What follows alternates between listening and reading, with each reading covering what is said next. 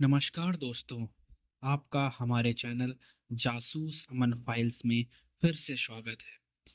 तो आज हम देखने वाले हैं जासूस अमन और उसके सहयोगी पिद्दू सिंह का एक नया केस। तो चलिए बिना देरी के शुरू करते हैं आज का हमारा नया केस। नवंबर की एक सर्द रात थी। दिल्ली में कोहरा इतना घना था कि हाथ को हाथ नहीं सूझ रहा था। घड़ी में रात के 2 बज रहे थे। मैं और अमन अंगीठी के पास बैठे हुए थे। बाहर का सन्नाटा कभी-कभी कुत्तों के रोनों की आवाज से टूट जाता था। अचानक हमारे लोहे के गेट पर एक बहुत ही अजीब सी आवाज आई। यह दस्तक नहीं थी, बल्कि ऐसा लग रहा था जैसे कोई भारी चीज गेट से टकराई हो। धड़ाम। अमन ने तुरंत अपनी रिवॉल्वर उठाई। पिद्दू, दरवाजा खोलो, कोई मुसीबत में है। मैंने डरते डरते दरवाजा खोला। सीढ़ियों पर एक आम आदमी पड़ा था। उसके कपड़े कीचड़ और खून से सने थे। उसका चेहरा पीला पड़ चुका था, जैसे शरीर में खून बचा ही न हो। हमने उसे सहारा देकर अंदर लिटाया, सोफे पर। कौन हो तुम? किसने मारा तुम्हें? अमन ने पूछा। वह आदमी कुछ बोलने की कोशिश करने लगा। उसका मुंह खुला, गले की नसें फूल गईं, लेकिन आवाज नहीं निकली। बस एक दर्दनाक सी घुरघुराहट सुनाई दी। अमन ने झुककर उसके मुंह के अंदर टॉर्च जलाई। अमन, जो पत्थरों जैसा सख्त इंसान है, वह भी एक पल के लिए पीछे हट गया। उसके चेहरे पर खौफ आ गया। पिद्दू, अमन ने धीमी आवाज में कहा, पानी लाओ। यह आदमी कुछ नहीं बोल पाएगा। इसकी जीभ जड़ से काट दी गई है। यह सुनते ही मेरी रूह कांप गई। जीभ काटना, आज के जमाने में ऐसी क्रूरता। अमन ने उस आदमी की मरहम पट्टी की, उसे गर्म दूध पिलाया। जब उसमें थोड़ी जान आ गई तो अमन ने उसे एक डायरी और पेन दिया। हम जानते हैं कि तुम बोल नहीं सकते, लेकिन तुम्हारे हाथ सलामत हैं। लिखो, एक एक बात लिखो। तुम्हारे साथ आखिर हुआ क्या? उस आदमी ने कांपते हाथों से पेन उठाया। उसकी आंखों से आंसू गिर रहे थे, लेकिन कलम चलने लगी। मेरा नाम रवि है। मैं पुरानी प्रिंटिंग मशीनों का मैकेनिक हूँ। मेरी एक छोटी सी वर्कशॉप है दरियागंज में।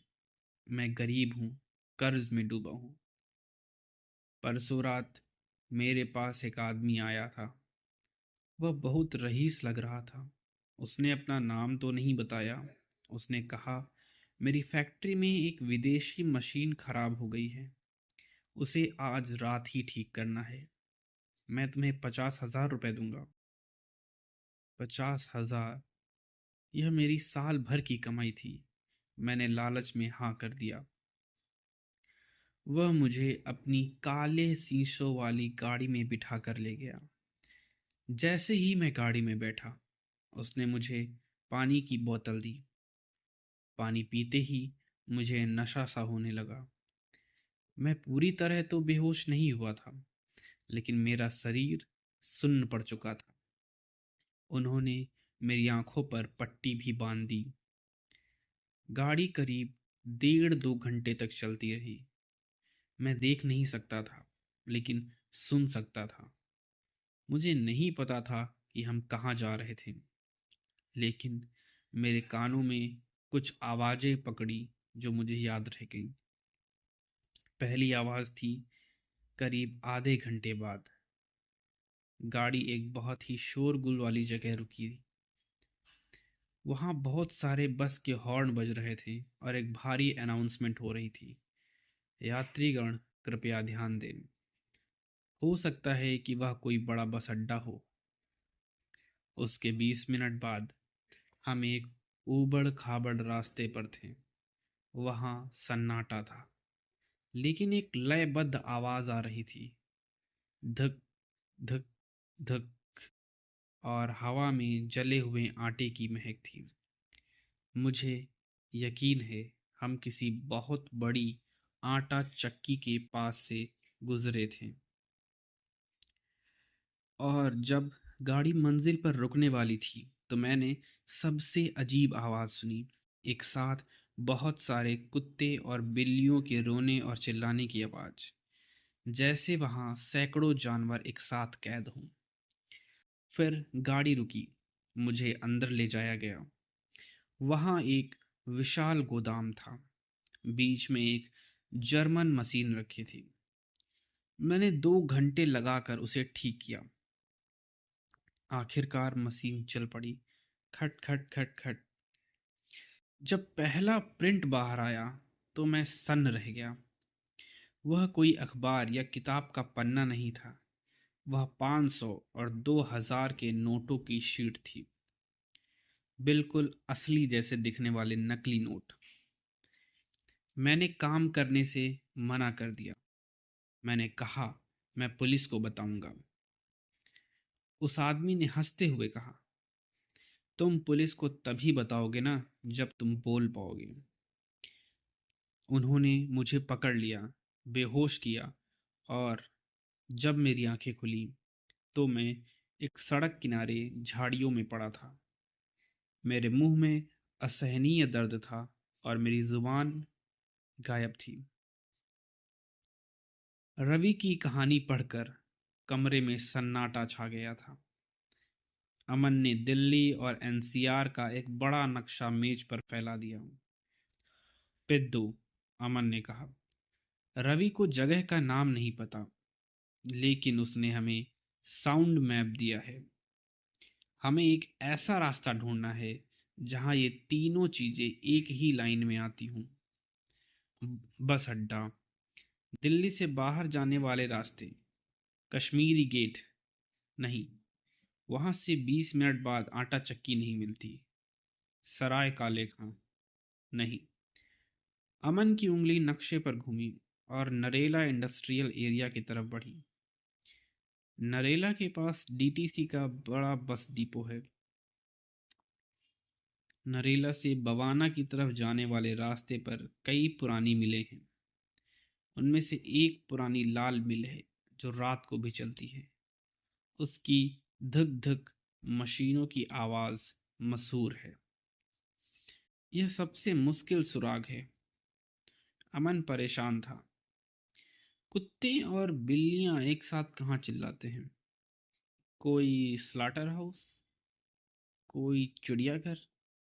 अमन ने नक्शे को जूम करके देखा। नरेला के सुनसान इलाके के पास उसे एक निशान दिखा।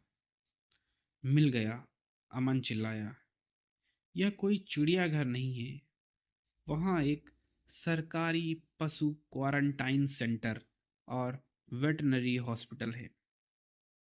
वहाँ बीमार और लावारिस जानवरों को रखा जाता है, इसीलिए वहाँ कुत्ते और बिल्लियाँ एक साथ चिल्ला रहे थे। अमन ने नक्शे पर एक घेरा बनाया। बस अड्डा, आटा चक्की, एनिमल सेंटर। इसके ठीक पीछे एक पुराना बंद पड़ा केमिकल गोदाम है।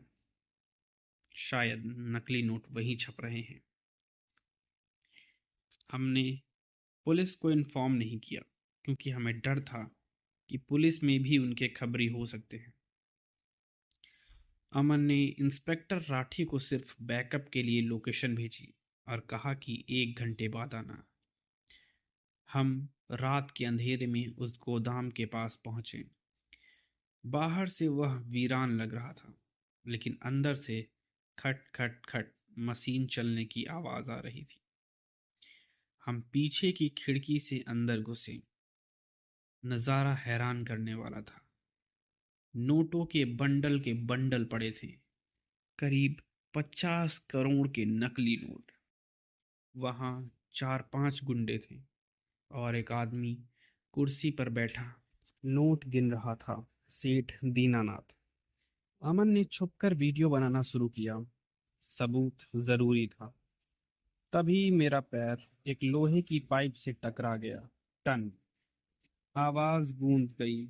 सेठ दीनानाथ ने पलट कर देखा। कौन है वहां? गुंडों ने बंदूकें तान ली।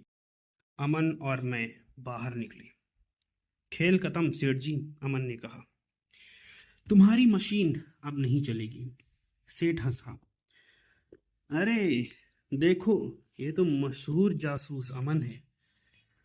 अच्छा हुआ तुम खुद आ गए। उस मैकेनिक की तो सिर्फ जुबान काटी थी, तुम्हारी तो मैं गर्दन काटूंगा। गुंडे हमारी तरफ लपके। तभी एक जोरदार धमाका हुआ। अमन ने पहले ही गोदाम के मेन स्विच बोर्ड पर एक छोटा टाइमर बम लगा दिया था। अंधेरा छा गया। उस अंधेरे में अमन किसी चीते की तरह लड़ा।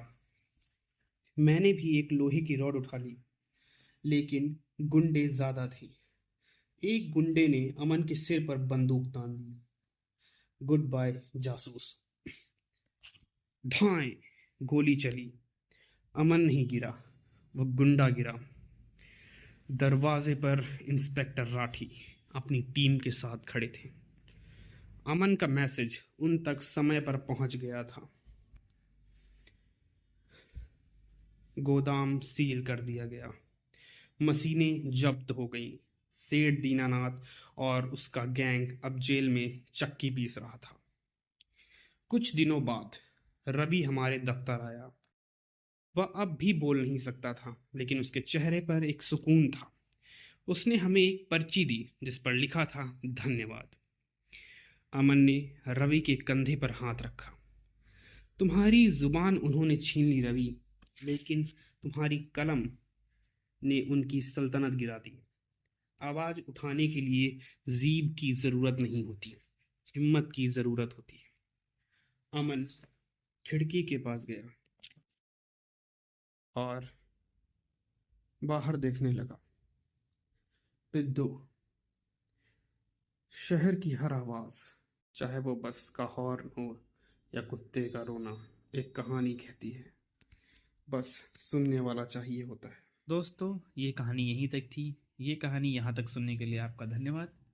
हमारे चैनल पर हर रात एक नई कहानी आ जाती है, उसे भी सुनें। और आप हमारे चैनल को सब्सक्राइब करें, वीडियो लाइक करें। और यहाँ तक कहानी सुनने के लिए आपका धन्यवाद। शुभ रात्रि।